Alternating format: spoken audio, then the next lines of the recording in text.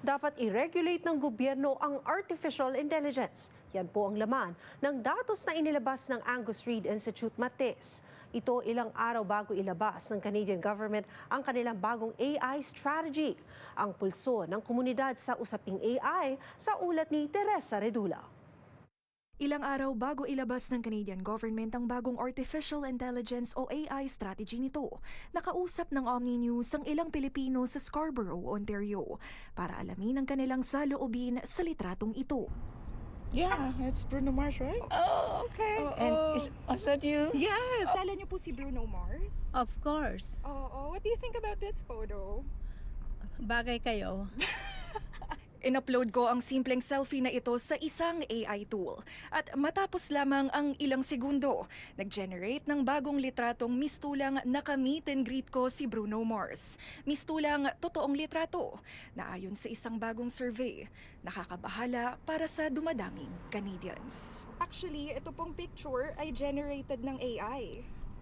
Aha! Ate, what if I told you AI po siya? Ito po yung totoo kong selfie. Is that right? Oh, okay. Yeah. That is very real. Seriously? Yeah! Ito po yung totoong selfie na. But it looks real.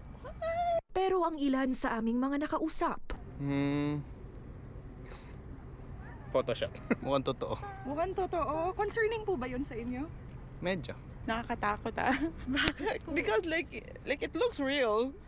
So things can you can take a picture and it should looks real. sa bagong poll na inilabas ng Angus Reid Institute Martes, nakitang 68% ng Canadians ang idinidiing responsibilidad ng gobyernong i-regulate ang AI at tech companies. Pero isa sa bawat anim ang nagsasabing dapat hindi mangialam dito ang gobyerno at nasa tech companies daw dapat ang responsibilidad para mag-self-regulate. Sa katulad ko na mahina sa mga technology, it looks real. I don't like it Po.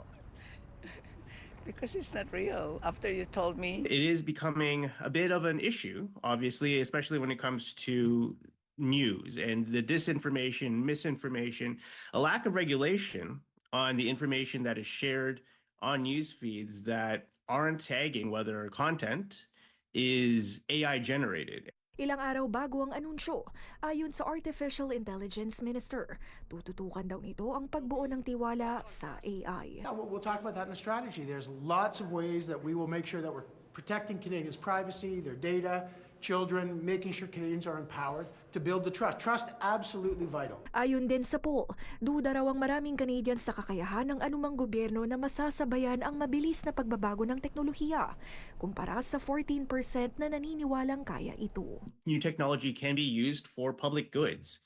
But I think, it's not to be so afraid of new technology. It's not to dismiss it as something that isn't useful. AI is no different, I think, than any other cycle. Throughout history, you see new technologies appear, and it really is up to the government to take the initiative to regulate those new technologies. Teresa Redula, Omni News, Toronto.